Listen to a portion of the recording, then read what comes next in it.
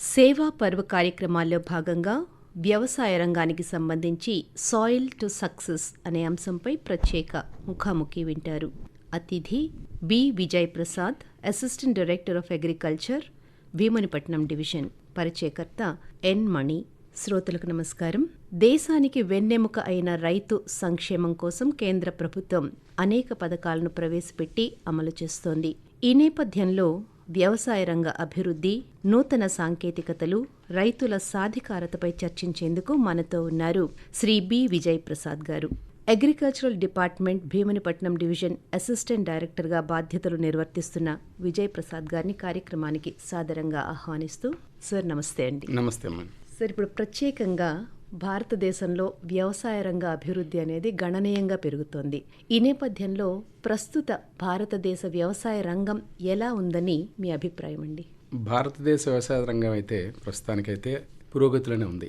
గతంతో పోల్చుకుంటే మనం గతంలో 5% జీడిపిని మనం నమోదు చేసినప్పుడు ఫస్ట్ క్వార్టర్ 25 సంవత్సరానికి సుమారుగా 6% జీడిపిని మనం నమోదు చేసాం. అంటే అభివృద్ధి బాగానే ఉంది. కారణం ఏంటంటే ప్రభుత్వ ప్రోత్సాహం, అదేవిధంగా రైతుల్లో చైతన్యం. వ్యవసాయ రంగం అయితే కనుక ప్రస్తుతం అయితే అభివృద్ధి పదంలోనే సాగుతుంది. ప్రస్తుతం భారతదేశ వ్యవసాయ రంగం ఎదుర్కొంటున్న ప్రధాన సవాళ్లు ఏమైనా ఉన్నాయండి? సవాళ్ళు ఉన్నాయమ్మా, లేకుండా ఏం లేదు. కాకపోతే ముఖ్యంగా గ్రోత్ ఏ విధంగా అయితే ఆల్మోస్ట్ 18% దాటి ఇప్పుడు మనం 25% గ్రోత్ని టార్గెట్గా పెట్టుకున్నాము 2020 సంవత్సరానికి. అయినప్పటికీ కూడా మనకు సవాళ్ళు ఉన్నాయి. ఏంటంటే మనకి వాతావరణ మార్పులు, రెండవది చిన్న కమ్మతాలు వ్యవసాయ రంగంలో, తర్వాత ఇరిగేషన్ ప్రాబ్లమ్స్ ఉన్నాయి, సాగునీరు సదుపాయం తక్కువ ఉంది, ఇంకా దాన్ని అభివృద్ధి చేయాల్సిన అవసరం ఉంది. ఇది కాకుండా రైతు పండించిన పంటకి మార్కెట్ ధర కల్పించాలి. ఇవి ప్రస్తుతానికి ఉన్న సవాళ్ళు. తర్వాత రైతుకి ఏంటంటే ఆధునిక సాంకేతిక పరిజ్ఞానం మరింత చేరువ చేయాలి. చేరువ చేస్తే ఖచ్చితంగా మనం అనుకున్నటువంటి ప్రస్తుతం 18.5% గ్రోత్ని మనం 25 వరకు మనం తీసుకెళ్లే అవకాశం ఉంది. అయితే ఇప్పుడు మీరు చెప్పినటువంటి సవాళ్లు ఏవైతే ఉన్నాయో వీటిని అధిగమించడం కోసం కావచ్చు, లేదంటే రైతుల సాధికారత కోసం కావచ్చు, రైతుల కోసం కేంద్ర ప్రభుత్వం లేదా మన రాష్ట్ర ప్రభుత్వం ప్రవేశపెట్టిన ముఖ్యమైన పథకాలు ఏమైనా ఉన్నాయండి? ఉన్నాయండి. ఖచ్చితంగా మనకి రాష్ట్ర ప్రభుత్వంతో పాటు కేంద్ర ప్రభుత్వం కూడా రైతులను అభ్యున్నతి కోసం చాలా మంచి పథకాలు ప్రవేశపెడుతున్నారు. ఇందులో ముఖ్యంగా రైతులని వారు చేస్తున్న వ్యవసాయాన్ని మరింత ప్రోత్సహించాలనే ఉద్దేశంతో పెట్టుబడి, అంటే సకాలంలో రైతుకు కావాల్సిన విత్తనాలు, పురుగు మందులు లేదా ఇతర వ్యవసాయ రంగమైన అవసరాలు తీర్చడానికి కేంద్ర ప్రభుత్వం అంటే ప్రధానమంత్రి కృషి సమ్మాన్ నిధి అనే పథకం కింద రైతులకి 6,000 రూపాయలు ప్రతి సంవత్సరం కూడా ప్రతి రైతుకు అందిస్తుంది 3 దఫాలుగా. రాష్ట్ర ప్రభుత్వం కూడా అన్నదాత సుఖీభవ అనే పథకంతో 14,000 రూపాయలు ప్రతి రైతుకి సంవత్సరం ఇస్తుంది. అంటే కేంద్ర ప్రభుత్వం ఎప్పుడైతే పిఎం కిసాన్ సమ్మాన్ నిధిలో నుంచి 2,000 రూపీస్ రిలీజ్ చేసిందో ఫస్ట్ ఫేజ్ లో, అప్పుడు 5,000 రూపీస్ ఆంధ్రప్రదేశ్ గవర్నమెంట్ ఇస్తుంది. అలాగే 3 దఫాలుగా 5,000, 5,000, 4,000 అంటే 14,000 ఆంధ్రప్రదేశ్ ప్రభుత్వం ఇస్తుంది. కేంద్ర ప్రభుత్వం 2,000, 2,000, 2,000 అంటే మొత్తం 20,000 రూపాయలు ప్రతి రైతుకి ప్రతి సంవత్సరం అందించడం జరుగుతుంది. పెట్టుబడి సహాయంగా రైతు పండించే పంటకి రైతుకి కావాల్సిన ఇమీడియట్ విత్తనాలు కావాలంటే ఎవరి దగ్గర చేయి చాపి అప్పులు తెచ్చి పరిస్థితి కాకుండా, దీన్ని పెద్ద రైతులను దృష్టిలో పెట్టుకొని చేయటం కాదు. ఇది సన్న చిన్నకారు రైతులను దృష్టిలో పెట్టుకొని వాళ్ళని ఏ విధంగా ఆదుకోవాలనే ఉద్దేశంతోనే ఈ పథకాలు ప్రవేశపెడుతుంది కేంద్ర ప్రభుత్వం అయినా రాష్ట్ర ప్రభుత్వం అయినా. అట్లాంటి దశలో వీళ్ళు ఏం చేస్తారంటే మిడిల్ మ్యాన్ దగ్గరికి వెళ్తారు. అంటే ఏంటి, జనరల్ గా మనకున్న సిస్టమ్ లో లోకల్ గా ఉన్నటువంటి వ్యాపారస్తుల దగ్గరికి వెళ్లి విత్తనాలు గాని, ఎరువులు గాని, పంట పండించడానికి కావాల్సిన ప్రీ అరేంజ్మెంట్స్, దున్నడానికి గాని, దమ్ము చేయడానికి కావాల్సిన అవసరాలకు సంబంధించిన డబ్బుని అప్పుగా తెచ్చుకొని మళ్ళా పంట పండిన తర్వాత వాటిని పంట రూపంలో చెల్లిస్తారు. అది జనరల్ గా జరుగుతుంది గ్రామీణ వ్యవసాయంలో. దాని వలన ఏమవుతుందంటే రైతు నష్టపోతున్నాడు. ఎందుకు? పెట్టుబడి సహాయం తీసుకోవడం వలన వడ్డీలు ఉంటాయి. ఇక్కడ పంట వచ్చినప్పుడు పంట అంతా వారికి ఇవ్వాల్సి వస్తుంది. వారు అనుకున్న ధరకు వీలు ఇవ్వాలి, ప్రభుత్వం నిర్ణయించిన ధరకు ఇవ్వడం కాదు. సో ఈ విధంగా 2 రకాలుగా నష్టపోతున్నాడు అనే ఉద్దేశంతో కేంద్ర ప్రభుత్వం, రాష్ట్ర ప్రభుత్వం సన్న చిన్నకారు రైతు ఆదుకోవాలి, వారి ఎటువంటి పరిస్థితుల్లో ఆర్థిక లోటుని ఫేస్ చేయకూడదనే ఉద్దేశంతో ఈ విధంగా 20,000 రూపాయలు ఎకరానికి ఇవ్వడం అంటే రైతుకి సకాలంలో, అది కూడా 3 దఫాలుగా ఇస్తున్నారు. అంటే మొదటిది ఏప్రిల్ నుంచి జూలై లోపు ఇస్తారు, రెండవది ఆగస్టు నుంచి నవంబర్ లోపు ఇస్తారు, మూడోది డిసెంబర్ నుంచి మార్చి లోపు ఇస్తారు. వేసవి పంట, ఖరీఫ్, రబీ 3 దఫాలుగా. సో ఈ విధంగా ఇవ్వడం వల్ల రైతులు ఏమవుతుందంటే వారికి కావాల్సిన ఉపకరణాలు ఏవైతే వ్యవసాయానికి, ముఖ్యంగా విత్తనాలు కొనాలి. ఒక వరి పంట వేయాలంటే ఒక ఎకరంలో కనీసం ఒక బస్తా విత్తనం కొనాలి. ఈ రోజున 12 నుంచి 1,000 రూపాయలు ఉంది. ఒక ఎరువుల బస్తా కొనాలి, డిఏపి 1,300 రూపాయలు ఉంది. ఒక పొటాష్ బస్తా కొనాలి, 1,800 రూపాయలు ఉంది. ఒక యూరియా బస్తా కొనాలి, 267 రూపాయలు ఉంది. ఇట్లా ఇవన్నీ చూసుకున్నా కూడా, అంటే ఖర్చు అంతా ఇస్తున్నారంటే కాదు, పెట్టుబడి సహాయంగా గవర్నమెంట్ చేయూత అందిస్తుంది. దానివల్ల రైతుల్లో ఆనందం. అంటే నా పంటకి నేను ఎవరికి అప్పు కోసం వెళ్ళక్కర్లేదు, ముందు నేను ఈ పని చేయొచ్చు అనే ఉద్దేశంతో రైతులో ఒక భరోసా వచ్చింది, రైతులో ఒక ధైర్యం వచ్చింది. ఇది చాలా మంచి పథకం అండి. రెండవది, పండించిన పంటకి ఇన్సూరెన్స్, ప్రధానమంత్రి ఫసల్ బీమా యోజన. ఆ పథకం ద్వారా రైతు పండించిన పంట ప్రకృతి వైపరీత్యాల దృష్ట్యా, ఒకవేళ అధిక వర్షాలు కానీ, అసలు వర్షాలు లేకపోవడం వల్ల కానీ, లేదా చీడపీడల వల్ల కానీ పంటలు నాశనం అయినప్పుడు రైతు పండించే పంట ఏదైతే ఉందో దాన్ని క్రాప్ కటింగ్ ఎక్స్పెన్షన్ చేస్తాం, పంట కోత ప్రయోగాలను చేస్తాం. ఆ పంట కోత ప్రయోగాల్లో వచ్చినటువంటి యావరేజ్ ఈల్డ్స్, సరాసరి దిగుబడికి ఎంతైతే నష్టం జరిగిందో ఆ నష్టాన్ని ప్రధానమంత్రి ఫసల్ బీమా యోజన ద్వారా ప్రభుత్వం భర్తీ చేస్తుంది. దానివలన రైతుకి భరోసా కల్పించడం జరిగింది. సో దీంట్లో కేంద్ర ప్రభుత్వం ఇచ్చినటువంటి ఈ యొక్క స్కీమ్లో రాష్ట్ర ప్రభుత్వం కూడా రైతులకు ఏం చేస్తుందంటే, రాష్ట్ర ప్రభుత్వం తరపున కొంత సొమ్మును చెల్లించి ఈ స్కీమ్ని రైతులకి అందిస్తుంది.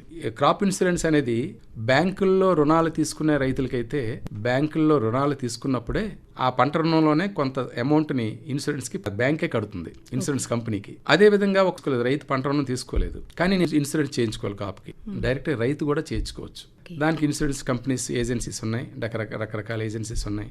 వాళ్ళ దగ్గరికి వెళ్ళి మనం ఒక అప్లికేషన్ మనం ఆన్లైన్లో ఫిల్అప్ చేసి పెడితే కనుక మినిమం దానికి 2% అంటే క్రాప్ బట్టి ఆ పర్సంటేజ్ ఉంది ఇన్సూరెన్స్ ఎంత అనేది. సో దాన్ని మనం పే చేసి రైతు స్వయంగా కూడా ఇన్సూరెన్స్ చేసుకోవచ్చు. ఇది కాకుండా వాతావరణ ఆధారిత ఇన్సూరెన్స్ కూడా ఉంది, వెదర్ బేస్డ్ ఇన్సూరెన్స్. అదేంటంటే ఒకవేళ అది కనుక ఎక్స్ట్రా చేయించుకుంటే వాతావరణం వలన ఏదైనా ఇబ్బంది కలిగితే, ముఖ్యంగా పండ్ల తోటలకు చాలా వస్తుంది, మామిడి, కాఫీ ఇట్లాంటి పంటలకి నష్టం జరుగుతుంటుంది. జరిగినప్పుడు అంటే ఒకేసారి వీధులు గాలులు వేసి మొత్తం కాయలనే రాలిపోతాయి, వడగల వాన వచ్చి కాయలనే రాలిపోతాయి, లేకపోతే అరటి చెట్లు పడిపోతాయి. అట్లాంటప్పుడు కూడా వాళ్ళకి ఆ విధంగా కూడా ఇన్సూరెన్స్ ఉంది. సో రైతుకి ప్రభుత్వం ఏంటంటే పంటకి చేయూతిస్తుంది, పంట నష్టపోతే దానికి భరోసా ఇస్తుంది. ఏ విధంగా? ఇన్సూరెన్స్ ద్వారా. ఇది కాకుండా రైతు పంట పండించాలంటే కావాల్సినవి ఉపకరణాలు ఇచ్చింది. ఇక్కడ నీరు కూడా కావాలి. ప్రధానమంత్రి కృషి సంచయ్ యోజన అనే పథకం ద్వారా సూక్ష్మ నీటిపారుదల అంటే బిందు సేద్యం అని, అదేవిధంగా తుంపర్ల సేద్యం అంటే sprinklers, drip irrigation, sprinkler irrigation అంటాం, తుంపర్ల సేద్యం అని. ఈ విధంగా రైతులకి ఏవైతే వాణిజ్య పంటలు ఉన్నాయో వాటికి పక్కాగా ఉపయోగపడతాయి. ఈ తుంపర్ల సేద్యం అనేది ఈవెన్ ఫీల్డ్ క్రాప్స్ కూడా ఉపయోగపడుతుంది. అంటే తక్కువ, పెర్ డ్రాప్ మోర్ క్రాప్ అనే ఉద్దేశంతో ఈ ప్రధానమంత్రి కృషి సంచయ్ యోజన ద్వారా రైతులకి, ఎస్టీ ఫార్మర్స్కి అయితే ఆల్మోస్ట్ 100% ఫ్రీ, వేరేజ్ ఎస్సీ రైతులకి అయితే 75%, సాధారణ రైతులకు 50%, ఈ విధంగా సబ్సిడీ కూడా ఇస్తుంది. ఇచ్చి రైతులకి ఏ విధంగా ఎంకరేజ్ చేయాలని ఆలోచన చేస్తుంది. ఇది ఒక పక్క. తర్వాత మరి కిసాన్ క్రెడిట్ కార్డ్స్ అనేది బ్యాంకుల ద్వారా ఇస్తున్నారు. ఇప్పుడు మనకి ఏ విధంగా అయితే ఒక ఏటీఎం కార్డు మన దగ్గర ఉంటుందో, కిసాన్ క్రెడిట్ కార్డు అనే ఆధార రైతుకి గుర్తింపించి దాని ద్వారా సకాలంలో పంట రుణాలు ఇస్తారు బ్యాంకుల ద్వారా. కిసాన్ క్రెడిట్ కార్డు కనుక రైతు కలిగి ఉన్నాడంటే బ్యాంకులకు వెళ్తే ఇమీడియట్గా దానికి ప్రయారిటీ బేసిస్లో తనకున్నటువంటి వ్యవసాయం ఏదైతే పాస్బుక్ ప్రకారంగా పట్టాదారు పాస్బుక్లో ఉందో దానికి తగ్గట్టుగా అతను వేసే పంటకి పంట రుణాలు కూడా ఇస్తున్నారు. అందులో కూడా రైతుకి ప్రయారిటీ కూడా ఉంది. అదేవిధంగా ఇప్పుడు పంట రుణాలు ఇవ్వడమే కాకుండా పంట కొనుగోలు మద్దతు ధర కల్పిస్తున్నారు. మద్దతు ధర కల్పించిన తర్వాత మద్దతు ధర ఎందుకు? ఎప్పుడైతే మార్కెట్లో ధర లేదో ప్రభుత్వం ముందుకు వస్తుంది. సో అది పక్కన పెడితే కొనుగోలు చేసేటప్పుడు కూడా రైతులకి ప్రయారిటీ ఇవ్వటం. తర్వాత ఈ మధ్య మీరు వినే ఉంటారు నమో డ్రోన్ దీదీ అని. పొదుపు సంఘాలు, సెల్ఫ్ హెల్ప్ గ్రూప్స్లో ఉన్న మహిళల్ని గుర్తించి వాళ్ళకి డ్రోన్ ఉపయోగించడంలో ట్రైనింగ్ ఇప్పించి డ్రోన్ ఆపరేటర్లుగా వారి ద్వారా సాంకేతిక పరిజ్ఞానాన్ని, ఈరోజు లేబర్ షార్టేజ్ ఉంది, ఎందుకంటే అభివృద్ధి చెందుతున్న కొలది వ్యవసాయం మీద లేబర్ షార్టేజ్ వచ్చింది, రకరకాల కారణాలు, అవన్నీ సెపరేట్. కానీ ఈ పరిస్థితుల్లో లేబర్ ఎప్పుడైతే షార్టేజ్ వచ్చిందో, ఒక చీడపీడలు వచ్చాయి, లేదా ఒక ప్రకృతి వైపరీత్యం, ఇప్పుడు ఖచ్చితంగా డ్రోన్ టెక్నాలజీ కావాలి. సో అందుకనే ముందుగానే ప్రభుత్వం ఈ సెల్ఫ్ హెల్ప్ గ్రూప్స్లో మహిళల్ని మరి ప్రోత్సహించి వాళ్ళకు కూడా శిక్షణ ఇచ్చి డ్రోన్లు కూడా సుమారుగా 410 డ్రోన్స్ అనుకుంటాను, అందులో మనకు సుమారుగా 140 డ్రోన్స్ ఆంధ్రప్రదేశ్లో ఇచ్చారు. సో ఈ విధంగా కూడా రైతులకి ప్రోత్సాహం చేస్తుంది. ఓకే, మరి ఇప్పుడు ఇన్ని పథకాల గురించి చెప్పారు కదండి. రైతులందరూ విద్యావంతులు ఉండకపోవచ్చు. సో వాళ్ళందరికీ కూడా ఇటువంటి పథకాల గురించి అవగాహన కల్పించాలి అంటే ఒక వ్యవసాయ రంగం అనేది కావచ్చు, వ్యవసాయ అధికారులు కావచ్చు, ఇటువంటి అవగాహన కార్యక్రమాలు నిర్వహిస్తారండి. ఖచ్చితంగా మీరు అన్నట్టు అవగాహన కల్పించాల్సిన బాధ్యత వ్యవసాయ శాఖ పైన ఉంది. అలాగే ఈ అవగాహన కల్పించే ఉద్దేశంతోనే ముఖ్యంగా మీరు ఇప్పుడు చూస్తే ప్రతి గ్రామంలో కూడా రైతు సేవా కేంద్రం ఉంది. రైతు సేవా కేంద్రం అనేది ప్రతి గ్రామానికి ఉంది ఈ రోజున. ఇది ఒక నాలెడ్జ్ డిస్ట్రిబ్యూషన్ సెంటర్ యాక్చువల్గా చెప్పాలంటే. దీని ద్వారా రైతులకు ఇప్పుడు ప్రపంచంలో కానీ, దేశంలో కానీ, రాష్ట్రంలో కానీ, లేదా మన చుట్టుపట్ల మండలాల్లో కానీ అమలవుతున్నటువంటి కొత్త ఆధునిక పరిజ్ఞానం ఏమిటి, దాన్ని ఏ విధంగా రైతులకు ఉపయోగపడుతుంది, దాన్ని దృశ్య శ్రవణ మార్గాల ద్వారా చూపించే ఏర్పాట్లు ఆ రైతు సేవా కేంద్రాలు ఉన్నాయి. దానికి ఒక ఇన్ఛార్జ్ ఉన్నారు, రైతు సేవా కేంద్ర ఇన్ఛార్జ్ అని. విలేజ్ అగ్రికల్చర్ అసిస్టెంట్ అనొచ్చు, లేదా కొన్ని దగ్గరలో విలేజ్ హార్టికల్చర్ అసిస్టెంట్ ఉన్నారు, కొన్ని దగ్గరలో విలేజ్ సెరికల్చర్ అసిస్టెంట్ ఉన్నారు, విలేజ్ ఫిషరీస్ అసిస్టెంట్ ఉన్నారు, వెటనరీ అసిస్టెంట్ ఉన్నారు. ఇలాగా ప్రతి రైతు సేవా కేంద్రానికి ఒక ఇన్ఛార్జ్ అయితే ఉన్నారు, క్వాలిఫైడ్ పర్సన్. సో వారు ఆ గ్రామంలో ఉన్నటువంటి రైతులందరికీ ఈ యొక్క పరిజ్ఞానాన్ని అందించడానికి ఇందులో ఒక హాల్ కూడా ఉంది. రైతులు ఎప్పుడైనా రావచ్చు, కూర్చోవచ్చు, వాళ్ళకి కావాల్సిన ప్రోగ్రామ్, వ్యవసాయానికి సంబంధించినటువంటి ఏ ప్రోగ్రామ్ అయినా చూసుకోవచ్చు. అలాగే ఒక లైబ్రరీ క్రియేట్ చేశారు. ఎవ్రీ మంత్ అక్కడ ఒక పాడి పంటల మ్యాగజైన్ అని వివిధ పంటల మీద, ఆ ప్రాంతంలో పండే పంటల మీద రకరకాల లిటరేచర్ కూడా అక్కడ పెట్టడం జరుగుతుంది. సో తద్వారా రైతులు ఏంటంటే అక్కడికి వచ్చి కూర్చొని మాట్లాడుకుంటూ జరుగుతున్న విషయాలు తెలుసుకోవచ్చు. అక్కడ ఉన్నటువంటి విస్తరణాధికారి మనకు హెల్ప్ చేస్తారు. ఇదే కాకుండా పొలం పిలుస్తోంది అనే కార్యక్రమం ఆంధ్రప్రదేశ్లో చూస్తే కనుక ప్రతి మంగళ బుధవారాల్లో పొలం పిలుస్తోంది అనే కార్యక్రమం అమలు చేస్తున్నాం. ఈ కార్యక్రమంలో అంటే ఒక షెడ్యూల్ ప్రకారంగా రోజుకి 2 గ్రామాలు చొప్పున, కొన్ని ఎక్కువ గ్రామాలు ఉంటే రోజుకి 4 గ్రామాల చొప్పున కవర్ చేస్తూ వ్యవసాయ అధికారి, వ్యవసాయ అనుబంధ రంగాల అధికారులు కూడా ఒకే వాహనంలో వెళ్తారు. వెళ్ళి ఆ గ్రామాన్ని సందర్శించినప్పుడు ఆ గ్రామంలో ఇటువంటి ఏదైతే ప్రభుత్వం అమలు చేస్తున్న పథకాల గురించి చెప్పటం, ప్రతి డిపార్ట్మెంట్ నుంచి కూడా చెప్పాలి, ప్రతి డిపార్ట్మెంట్ మాట్లాడాలి. అలాగే రైతులు చెప్పే సమస్యలు వినటం, రైతులకు ఉన్నటువంటి సందేహాలను నివృత్తి చేయటం. ఇదే కాకుండా కొత్త కొత్త పరిజ్ఞానం ఏదైతే ఉందో దాన్ని ఏ విధంగా రైతుకి ఇవ్వాలని డెమాన్స్ట్రేషన్స్ కూడా చేసి చూపించడం, ఇవన్నీ చేస్తున్నాం.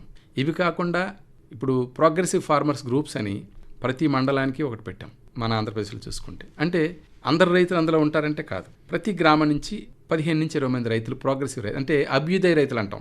అంటే ఊర్లోకి వెళితే వాళ్ళు కొద్దిగా ఉత్సాహంగా వ్యవసాయంలో పాల్గొంటారు, కొత్తదానాన్ని తెలుసుకోవాలనుకుంటారు, వాళ్ళు తెలుసుకోవాలనుకునే కాకుండా వాళ్ళకి తెలిసిన నాలెడ్జ్ని కూడా మనతో పంచుకుంటారు. అలాంటి రైతులందరినీ వాట్సాప్ గ్రూపుల్లో పెట్టి ఆ గ్రూపుల ద్వారా ప్రతిరోజు ఒక మెసేజ్ పంపిస్తుంటాం.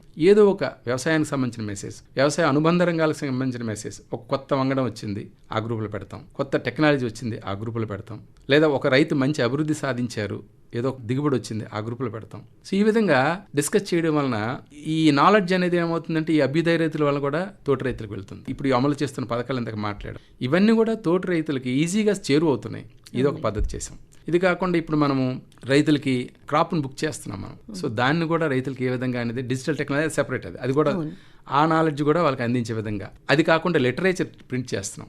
డిఆర్సీస్ ఉన్నాయి, డిస్ట్రిక్ట్ రిసోర్స్ సెంటర్స్ అని, ఈ ఫార్మర్స్కి ట్రైనింగ్స్ కండక్ట్ చేస్తాం. అవి మంత్లీ వన్స్ లేదంటే షెడ్యూల్ ప్రకారంగా. ఇప్పుడు సాయిల్ హెల్త్ ఉంది, సాయిల్ హెల్త్ మీద ఒక ట్రైనింగ్ ప్రోగ్రామ్ కండక్ట్ చేస్తాం. అలాగే వీడ్స్ ఎక్కువ ఉన్నాయి, వాటి మీద ఒక ట్రైనింగ్ ప్రోగ్రామ్ కండక్ట్ చేస్తాం.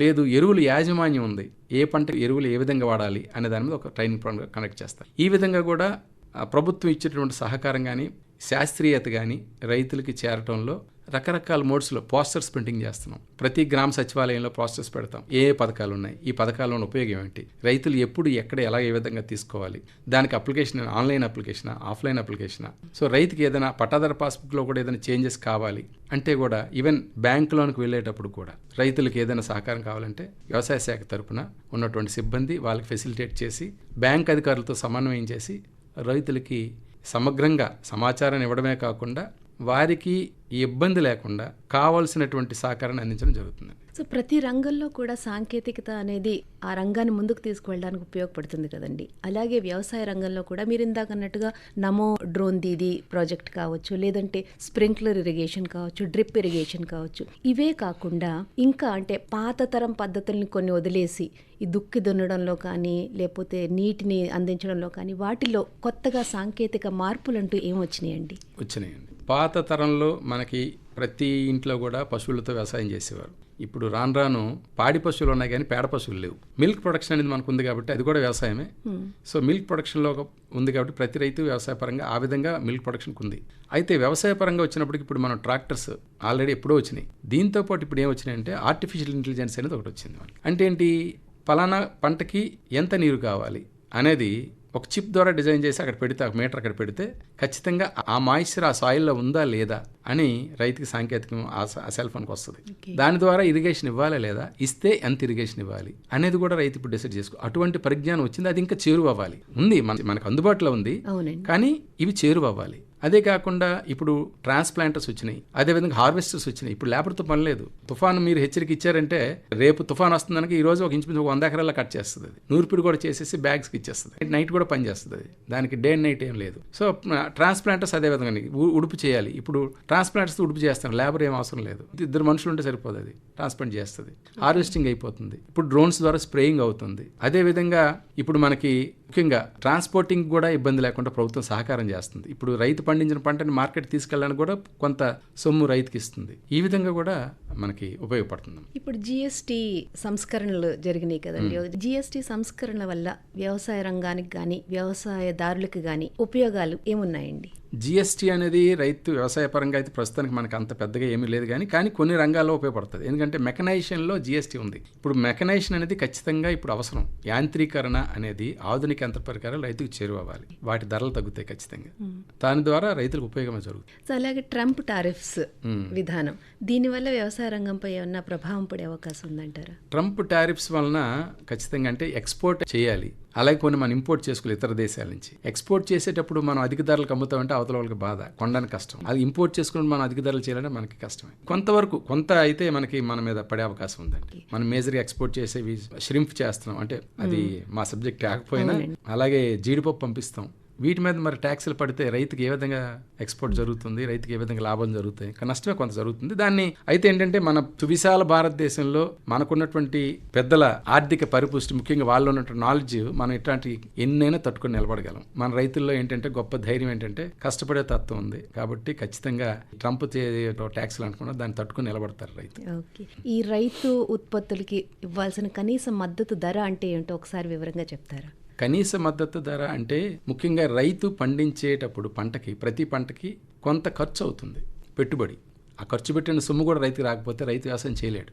సో అందుకనే ప్రభుత్వం ఏం చేస్తుందంటే ప్రతి పంటకి ఒక కనీస మద్దతు ధర, మినిమం సపోర్ట్ ప్రైస్ అంటారు, ఎంఎస్పి అంటారు దాన్ని. ఆ కనీస మద్దతు ధర నిర్ణయిస్తుంది. అంటే ఏంటి, రైతు పండించిన పంటకి మేమేం చేస్తామంటే ప్రతి సంవత్సరం కూడా ఒక అసెస్మెంట్ చేస్తాం. ఈ సీజన్ అయిపోయింది, వచ్చే సీజన్ కంటే 2026 సంవత్సరానికి ఇప్పటి నుంచే మేము పెట్టుబడి ఎంత అవసరం, ఒక వరి పంటకి ఎంత అవసరం, ఒక చెరుకు పండించాలి ఎంత అవసరం, లేదా ఒక మామిడి పండించాలి ఎంత అవసరం అనేది ఒక ఎస్టిమేషన్కి వస్తాం. అంటే ఏంటి, అక్కడ కూలీల ఖర్చు అనండి, ఉపకరణాల ఖర్చు అనండి, లేదంటే ఇతర ఖర్చులు, ఈ ఖర్చులన్నీ కలిపితే ఒక ఎకరానికి ఎంత ఖర్చు అవుతుందో ఆ ఖర్చును లెక్క వేసిన తర్వాత అది ఒక బ్యాంకర్స్ మీటింగ్లో కూర్చొని ఇంత ఖర్చు అవుతుంది, దీనికి రైతుకి మనం నెక్స్ట్ ఎంత మనం పెట్టుబడి సహాయం ఇవ్వాలి, ఏది బ్యాంకుల ద్వారా అనుకుంటే అది యాక్చువల్గా. సో అలాంటప్పుడు ఈ ఖర్చుని దృష్టిలో పెట్టుకొని ప్రభుత్వం ఏం చేస్తుందంటే ఎంత మద్దతు ధర ఉండాలి, దిగుబడి కూడా లెక్కేయాలిగా. ఇప్పుడు ఒక ఎకరానికి ఖర్చు ఎంత అయింది, ఎంత దిగుబడి వస్తుంది, యావరేజ్ ఈల్డ్, దానికి పంట కోత ప్రయోగాలు చెప్పాను.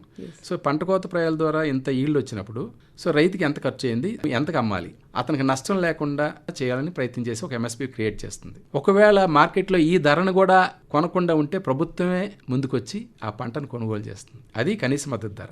ఓకే, గత 14 సంవత్సరాల్లో ప్రస్తుత కేంద్ర ప్రభుత్వ పాలనలో వ్యవసాయ రంగంలో వచ్చిన మార్పులు, వ్యవసాయదారులకి రైతులకి వచ్చిన అభివృద్ధి ఏంటంటారండి మీరు? చాలా అభివృద్ధి వచ్చిందమ్మా. ముఖ్యంగా ఈ 14 సంవత్సరాల్లో జరిగినటువంటి పద్ధతి చూస్తే పెను మార్పులు ఏంటంటే ఇరిగేషన్లో మార్పు వచ్చింది. నీటిపారుదల వ్యవస్థను బలపరిచారు. ఇప్పుడు మనం పోలవరం ప్రాజెక్ట్ అనుకుందాం ఆంధ్రప్రదేశ్. ఈ పోలవరం ప్రాజెక్ట్ కనుక మనం మరో 2 సంవత్సరాలు కంప్లీట్ చేసుకోగలిగితే సస్యశ్యామలం అవుతుంది అసలు. అంటే ఇప్పటికే భారతదేశంలో 60% మంది వ్యవసాయం మీద ఆధారపడుతున్నారు, వ్యవసాయ అనుబంధ రంగాల మీద. ఆ విధంగా నీటిపారుదల వ్యవస్థని బలపరిచారు. ఇంకా బలపరచాల్సిన అవసరం ఉంది. ఇంకా గ్రాస్ రూట్ లెవెల్కి వెళ్ళాలి. నదుల అనుసంధానం అంటున్నారు, అది అనుసంధానమే జరిగితే అద్భుతం జరుగుతుంది. అంటే వాటర్ ట్రాన్స్పోర్టేషన్ కూడా పెరుగుతుంది. అదే కాకుండా ఇప్పుడు ఈ ఫుడ్ ప్రాసెసింగ్ ఇండస్ట్రీస్ అనేది డెవలప్ చేశారు చాలా వరకు. సో దానికి కూడా ప్రభుత్వం, కేంద్ర ప్రభుత్వం కానీ రాష్ట్ర ప్రభుత్వం కానీ మద్దతు ఇచ్చి ఇప్పుడు యంగ్ జనరేషన్ ఎవరైతే ఉన్నారో వాళ్ళని న్యూ ఎంటర్ప్రీనర్స్గా చేయాలని ఈ రంగంలో కూడా వాల్యూ ఎడిషన్, పండించిన పంటకి కొంత దాని రకరకాల రూపాల్లో దాన్ని మార్చి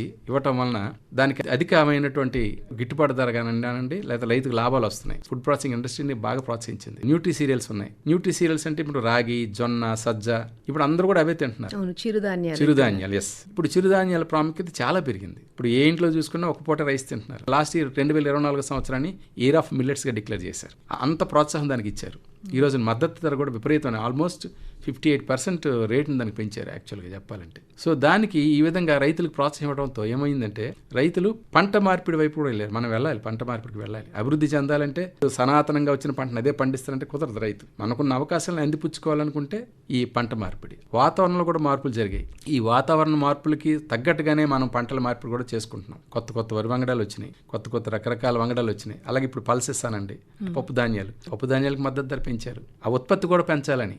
కాబట్టి ఈ 14 ఏళ్లలో మనం ఏంటంటే స్వయం సమృద్ధి ఆల్రెడీ ఉంది మనకి. కానీ అందరి తాలూకా ఆలోచన ఎలా ఉందంటే ఆరోగ్యమైన ఆహారం మీద ఉంది. అందుకనే ఇప్పుడు ఏం చేసిందంటే ప్రభుత్వం ప్రోత్సాహం లాస్ట్ 4 yearsగా న్యాచురల్ ఫార్మింగ్ అంటే ప్రకృతి వ్యవసాయం మీద దృష్టి పెడుతుంది. బాగా ఆర్గానిక్ ఫార్మింగ్ దాన్ని ప్రోత్సహిస్తుంది. ఒక పక్కన సనాతన వ్యవసాయాన్ని మనం సాగిస్తూనే కొంత మార్పుకి మనం తీసుకువెళ్తున్నాం. సో నేచురల్ ఫార్మింగ్ తీసుకువెళ్తుంటే ఏంటంటే కనీసం ఒక ఎరువు వేయకుండా, ఎటువంటి పురుగు మందులు కొట్టకుండా, ఇతర రసాయనాలు వాడకుండా. ఇక్కడ మెయిన్ ఉద్దేశం ఏంటంటే భూసార పరిరక్షణ. మన పూర్వీకులు మనకి అందించినటువంటి భూమి యొక్క సారాన్ని ఆల్రెడీ రసాయనిక ఎరువుల వల్ల చెడగొట్టాం. దాన్ని మళ్ళీ పునరుద్ధరించాలి. అంటే ఏం చేయాలి? న్యాచురల్ ఫార్మింగ్, ఆర్గానిక్ ఫార్మింగ్ వెళ్ళాలి. అందుకనే ఇప్పుడు దాని మీద దృష్టి పెట్టి ఏం చేస్తుందంటే మనకు ఇంకా ఉత్పత్తి పెంచాలంటే అవసరమే, కానీ ఉత్పత్తితో పాటు ఆరోగ్యకరమైనటువంటి ప్రకృతి పంటలు మనం పండించాలి, ప్రకృతి సిద్ధమైన పంటల్ని. సో దాన్ని దృష్టిగా చేసి 14 సంవత్సరాల్లో రైతులకి చాలా వరకు మనం ఎక్స్పోర్ట్ చేస్తున్నాం ఇప్పుడు ప్రకృతి సేద్యమైన పంటల్ని. ఇప్పుడు ఏదైతే పథకాలు ఉన్నాయో రైతుల కోసం, వాటిల్లో ఒక వ్యవసాయ రంగానికి చెందిన నిపుణులుగా ఇంకా ఇందులో మార్పులు కావాలి లేదా మరిన్ని పథకాలు ప్రవేశపెట్టాలి, ఎటువంటి పథకాలు ప్రవేశపెట్టాలి అనే దాని గురించి మీ అభిప్రాయం ఏంటండి? రైతులకి ప్రభుత్వం సహకరిస్తున్న విధానం బాగుంది. ఇంకా కావాల్సింది ఏంటంటే రైతులు ఇంకా ఎడ్యుకేట్ చేయాలి శాస్త్రీయ వ్యవసాయం మీద. ఇంకా ఆ రీచ్ అవడానికి చాలా గ్యాప్ ఉంది.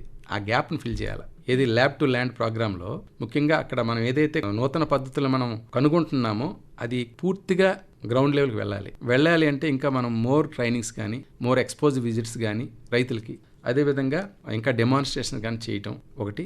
రెండోది నీటిపారుదల వ్యవస్థను మనం ఇంకా అనుకున్నాం, ఇంకా దాన్ని బలపరచాలి. ఎందుకంటే without water we cannot produce any crop, ఏ పంట అయినా. సో దాన్ని మనం కొన్ని కొత్త పద్ధతులు మనం రైతులకు అందించే విషయంలో చేయాలి, ఇంకా చేరువ చేయాలి. అది కాకుండా మెకనైజేషన్ ఇంకా పూర్తి స్థాయిలో రైతులకు నాకు తెలిసి 40% ఫార్మర్సే దీన్ని అందుకున్నారు. రిమైనింగ్ 60% ఇంకా గ్యాప్ ఉంది. ఈ యాంత్రీకరణ అనేది ఫార్మర్స్ ప్రొడ్యూసర్ ఆర్గనైజేషన్స్ ఆ విధంగా ఏర్పాటు చేయటం, రైతు ఉత్పత్తిదారుల సంఘం అంటాం, ఆ సంఘాల ద్వారా రైతులకు కనుక చేరువ చేస్తే యాంత్రీకరణ, ఈ నూతన పద్ధతులు ఇవన్నీ కూడా చేస్తే వాళ్ళ ద్వారా రైతులకు ఇంక మరింత చేరువవటం, రైతుల్లో మరింత అభివృద్ధి జరిగే అవకాశం ఉంటుంది. అదేవిధంగా మార్కెట్ ఫెసిలిటీ ఇప్పుడు అనుకున్నాం ఎంఎస్పీ అని, అది ఆ ఈనా మార్కెటింగ్ అనే పెట్టింది ఇప్పుడు ప్రభుత్వం. నేషనల్ అగ్రికల్చర్ మార్కెటింగ్ అని ఆన్లైన్లోనే రైతు పండించిన పంటని శాంపుల్ పెడితే ఎక్కడో ఢిల్లీలోని వ్యక్తి ఇక్కడ విశాఖపట్నంలో పండించిన పంటని చూస్తాడు, ఇది నాకు ఈ రేటు కంటే ఆ రేటు కొంటాడు నచ్చితే శాంపుల్ చూసుకొని. సో ఈయన మార్కెటింగ్ వచ్చింది. ఈ మార్కెటింగ్ వ్యవస్థను కూడా ఇంకా రైతులకు చేరువ చేయాలి. ఇది ఎలా ఉందంటే కొంతమందికే తెలిసింది, ఇది ఇంకా ఫీల్డ్ లెవెల్కి వెళ్ళాలి. సో రైతులను ఎన్రోల్ చేయాలి, రైతులు ఇంకా ఎడ్యుకేట్ చేయాలండి. అన్నిటికంటే ఇంపార్టెంట్ విద్యలో at least from 8th class onwards వ్యవసాయం గురించి ఒక పాఠ్యాంశం ఉండాలి. అది లేకపోతే చాలా మంది పిల్లలు వరి ఎక్కడి నుంచి వచ్చింది, చెట్టు నుంచి వచ్చి అంటారు, చెట్టుకి మొక్కకి తేడా తెలియని పరిస్థితి వచ్చింది. సో కాబట్టి 8th class నుంచి కనీసం ఈ పాఠ్యాంశంగా చేర్చి, ఇంటర్మీడియట్ తర్వాత ఉందా లేదు పక్కన పెడితే అట్లీస్ట్ 10th class వరకు ఒక పాఠ్యాంశంగా పెడితే 2 సంవత్సరాలు 3 సంవత్సరాలు అసలు వ్యవసాయం గురించి తెలుస్తుంది. ఫర్ ఎగ్జాంపుల్ ఇప్పుడు కేంద్ర ప్రభుత్వం స్కూల్ సాయిల్ హెల్త్ ప్రోగ్రామ్ పెట్టింది. అంటే ప్రతి రాష్ట్రంలో కొన్ని స్కూల్స్ని ఎంపిక చేసి జిల్లాల్లో 1-2 స్కూల్స్, ఫర్ ఎగ్జాంపుల్ మనకి ఇక్కడ విశాఖపట్నం జిల్లా చూసుకుంటే ఆనందపురంలో హై స్కూల్ తీసుకున్నాం, అలాగే నారాయణరాజుపేట అని భీమిలిలో ఒక హై స్కూల్ తీసుకుని ఈ 2 స్కూల్స్లో స్కూల్ పిల్లల ద్వారానే మట్టి నమూనాలు వారి పొలాలను సేకరిస్తున్నాం, వాళ్ళ చేతే ఆ సాయిల్ని టెస్ట్ చేయిస్తున్నాం, ఎలా టెస్ట్ చేయాలో వాళ్ళకి నేర్పించి వాళ్ళ చేత టెస్ట్ చేయించి ఆ రిజల్ట్స్ ఏ విధంగా అమలు చేయాలో, రైతులు ఏ విధంగా ఎరువులు వాడాలో, వాళ్ళ తల్లిదండ్రులు వాళ్ళ బంధుమిత్రాదులు ఏ విధంగా వాడాలో వాళ్ళ పొలంలో అనేది వాళ్ళ ద్వారా చెప్పిస్తున్నాం. ఎప్పుడైతే విద్యార్థులని ఇన్వాల్వ్ చేసామో రేపు భావి భారత పౌరులు వారిని మనం ఎంకరేజ్ చేయగలిగితే, అందులో శాస్త్రవేత్తలు ఉంటారు, డాక్టర్స్ ఉంటారు, ఇంజనీర్స్ ఉంటారు, అల్టిమేట్గా ఏ ఉద్యోగం చేసినా తినడానికైతే తిండి కావాలి, దానికి పంటలు కావాలి. సో దాని బాధ్యత, దాని విలువ వారికి తెలియాలని నేను కోరుతున్నాను. మీలాగా వ్యవసాయ శాఖకి, వ్యవసాయ రంగానికి చెందిన నిపుణులు తీసుకుంటున్న చర్యల వల్ల కావచ్చు, కేంద్ర రాష్ట్ర ప్రభుత్వాలు ప్రవేశపెట్టిన పథకాల వల్ల కావచ్చు, ఇవన్నీ ఇలా కంటిన్యూ అయితే రానున్న 5 సంవత్సరాల్లో భారతదేశం వ్యవసాయ రంగంలో ఏ స్థితిలో ఉంటుందని మీరు అనుకుంటున్నారు? ఖచ్చితంగా మన టార్గెట్ అయితే 25% గ్రోత్ అనుకున్నాం. 26కి ఖచ్చితంగా రీచ్ అవుతాం. ఏదైనా ప్రకృతి సహకరించాలి. మన ప్రయత్నాలు చక్కగా చేసినప్పుడు ప్రకృతి సహకారంగా ఉంటుంది. నేను అనుకోవడం ఏంటంటే ఇప్పుడు 6.5% గ్రోత్లో ఉన్నాం. ఖచ్చితంగా ఏదైతే 18.5 నుంచి 25 అనుకున్నామో మరో 2-3 సంవత్సరాలు ఖచ్చితంగా అచీవ్ అవుతామండి. వికసిత్ భారత్ అనేది ఇప్పుడు మన నినాదం కదండి. సో వికసిత్ భారత్ కోసం వ్యవసాయ రంగంలో ఎటువంటి మార్పులు జరుగుతున్నాయి? సో దానివల్ల భారతదేశం ఉన్నతిని ఏ విధంగా మనం చూడొచ్చండి? వికసిత్ భారత్లో మనం చూసుకుంటే వ్యవసాయ రంగంలో భూసార పరిరక్షణ ఫస్ట్ చేస్తున్నాం. ఫస్ట్ పాయింట్గా అందుకనే కేంద్ర ప్రభుత్వం కూడా చాలా ప్రయారిటైజ్గా నేల పరిరక్షణ అనేది చేస్తుంది. నీటిని కాపాడుకోవాలి, నీటిని సక్రమంగా వినియోగించుకోవాలి, దానికోసం మనం ప్లాన్ చేస్తున్నాం. అదేవిధంగా నూతన వంగడాలను మనం జరిగినాయి, వాటిని సమర్థవంతంగా మనం పండించాలి. అంటే ఇప్పుడు యాంత్రీకరణ మనకు అవసరం, లేబర్ షార్టేజ్. ఒక పక్క ఎన్ఆర్జీఎస్సీ ప్రోగ్రెస్ అంటే లేబర్ షార్టేజ్ వస్తుంది, దానికి యాంత్రీకరణే మార్గం. సో ఈ 3 మనం చేసి మార్కెటింగ్ కనుక మనం కల్పిస్తే కనుక వికసిత భారత్లో ఖచ్చితంగా మన వ్యవసాయం చాలా అభివృద్ధి చెందుతుంది, ముందుకు వెళ్తుంది, రైతులందరూ వికాసంతో ఉంటారని నేను అనుకుంటాను. జనరల్గా ఏంటంటే వ్యవసాయ రంగంలో ఉండేవారు వాళ్ళ పిల్లలందరూ కూడా ఉద్యోగాలను లేకపోతే వేరే చోట్లకి వెళ్ళిపోవడం అనేదో జరుగుతున్నారు. మళ్ళీ మేము వ్యవసాయాన్నే తీసుకుంటాము అన్నవారు చాలా తక్కువగా కనపడుతున్నారు. మరి ఇది ఇలా ఈ ప్రాసెస్ కంటిన్యూ అయిపోతే మనకి ఇబ్బంది పడతాం కదండి. అందుకని పిల్లల్ని కూడా వ్యవసాయం వైపు పూర్తి స్థాయిలో వ్యవసాయ రంగం వైపు వారిని ఆకర్షించడానికి ఏం చెయ్యాలంటారు? మీరు ఇచ్చే సలహాలు, సూచనలు ఏంటండి? చాలా మంచి ప్రశ్న అది మాత్రం. యాక్చువల్గా మేము కూడా ఫీల్ అయ్యేది అదే. ఎప్పుడు ఎక్కడైనా రైతులతో మాట్లాడేటప్పుడు మేము వాళ్ళకు కూడా చెప్పేది అదే. మీరు వ్యవసాయం చేశారు, మీ తండ్రి గారు వ్యవసాయం చేశారు, మీ తాతగారు వ్యవసాయం చేశారు, మీరు చేయబట్టి ఈ రోజున మేము అందరం తింటున్నాం. సో మీరు ఇప్పుడు అన్నట్టు ఇప్పుడు అందరూ కూడా ఈ వ్యవసాయాన్ని ఎందుకు విడనాడుతున్నారంటే వ్యవసాయం అనేది ప్రకృతితో చేయాలి, ప్రతిదీ కూడా ఆరుబయట చేయాల్సిందే. సుఖాలకు అలవాటు పడిపోయాం. ముఖ్యంగా విద్యార్థులు అనేసరికి వాళ్ళకి ముఖ్యంగా వ్యవసాయం మీద ఇంట్రెస్ట్ ఉన్నప్పుడు కూడా ఇప్పుడు వాళ్ళకి అవకాశం లేకుండా అయిపోయింది. ఊర్లో చదవట్లేదు ఎవరు, తల్లిదండ్రులు ఏ విధంగా కష్టపడుతున్నారు, ఏం చేస్తున్నారో అర్థం కావట్లేదు. రెండోది మీరు అన్నారు కదా, ఇప్పుడు చాలా మంది సాఫ్ట్వేర్ ఇంజనీర్స్ నా దగ్గరికి లాస్ట్ 4 yearsలో 8 మంది సాఫ్ట్వేర్ ఇంజనీర్స్ ఉద్యోగాలు మానేసి ఇప్పుడు వ్యవసాయం చేస్తున్నారు. నేను ఒకటే అడిగా, ఎందుకు మీరు మళ్ళీ అంత మంచి పొజిషన్లో ఉద్యోగం చేసేది వదిలేసి వ్యవసాయానికి వచ్చారంటే, సార్ మాకు అక్కడ తృప్తి లేదండి, మాకు ఈ వ్యవసాయం చేయాలనుకున్నా. అసలు ఏం చదువుకున్నారంటే వాళ్ళందరూ సాఫ్ట్వేర్ ఇంజనీరింగ్ చదువుకున్నారు, వ్యవసాయానికి సంబంధం లేదు వాళ్ళు. కానీ వాళ్ళకున్నటువంటి ఈ మీడియాలో తెలుసుకొని మంచిగా నాలుగు సంపాదించి ఈ రోజున భార్య భర్తలు కలిసి ఇక్కడ మనకు దగ్గరలోనే కొంత ల్యాండ్ లీజ్ తీసుకుని 2-3 చేస్తున్నారు. అంటే మార్కెటింగ్ ఎక్కడ మనం టైప్ చేయొచ్చు, వాళ్ళకి మంచి నాలెడ్జ్ ఉంది. చదువుకున్న వాళ్ళు వ్యవసాయం వైపు మళ్ళుతున్నారండి. కాకపోతే దాన్ని ఇంకా ఎంకరేజ్ చేయాలి. సో ఒక వ్యవసాయ శాఖ నిపుణులుగా రైతు భవిష్యత్తు కోసం మీరిచ్చే 3 ముఖ్యమైన సలహాలు అడిగితే ఏం చెప్తారండి? రైతు భవిష్యత్తు కోసం సలహాలంటే ఒకటే అండి, రైతుకి అందరం కూడా చేయొద్దు ఇవ్వాలి. ఫస్ట్ మార్కెటింగ్ ఫెసిలిటీ మనం కల్పించాలి, పంట మార్పిడి విధానం రావాలి. అంతేగాని మోస విధానంలో అదే పంటను పండించడం కాకుండా నేను కొత్తగా పంటల మార్పిడి రావాలి. తర్వాత రైతు వాతావరణ పరిస్థితులకు అనుగుణంగానే పంటలు మార్చాలి. అంతేగాని నేను జూన్ నెల వస్తే విత్తనాలు వేసేస్తాను అనుకుంటే అవ్వదు. ఇప్పుడు జూన్ నెలలో వర్షాలు పడట్లేదు, జూలైలో పడుతుంది, ఆగస్టులో పడుతున్నాయి. సో వాతావరణకు అనుగుణంగా క్లైమేట్ రెసిలియన్స్ అంటాం. అంటే పరిస్థితులు ఎలాగున్నప్పుడు కూడా మన పంటను తీసుకునే ఆలోచన శాస్త్రత ఉంది. దాన్ని అందిపుచ్చుకొని రైతు ముందుకెళ్ళాలి తప్ప, ముఖ్యంగా రైతు ఏంటంటే చేస్తున్న వ్యవసాయంలో చిత్తశుద్ధితో చేయాలి. అంటే ఎక్కడైతే వ్యవసాయమే వృత్తిగా భావించేస్తున్నారో వాళ్ళు ఖచ్చితంగా బాగుపడుతున్నారో ఆ వ్యవసాయంలో అభివృద్ధి చెందుతున్నారు. సో అది రైతులో ఉన్నటువంటి ఆ 3 లక్షణాలు కనుక మనం అలవలుచుకుంటే రైతులుగా ముఖ్యంగా ఖచ్చితంగా బాగుంటాం. సార్, వ్యవసాయ రంగం గురించి, రైతుల గురించి, రైతు సాధికారత గురించి, ప్రభుత్వం అందిస్తున్న పథకాల గురించి ఇంత చక్కటి వివరణ ఇచ్చినందుకు ఆకాశవాణి తరఫున ధన్యవాదాలు తెలియజేసుకుంటూ నమస్తే అండి. Thank you. ఇంతవరకు సేవా పర్వ కార్యక్రమాల్లో భాగంగా వ్యవసాయ రంగానికి సంబంధించి సాయిల్ టు సక్సెస్ అనే అంశంపై ప్రత్యేక ముఖాముఖి విన్నారు. అతిథి B. Vijay Prasad, assistant director of agriculture, Bheemunipatnam division. పరిచయకర్త ఎన్. మణి. సమర్పణ ప్రాంతీయ వార్తా విభాగం, ఆకాశవాణి విశాఖపట్నం కేంద్రం. వెలువడింది ఆకాశవాణి విజయవాడ కేంద్రం నుండి.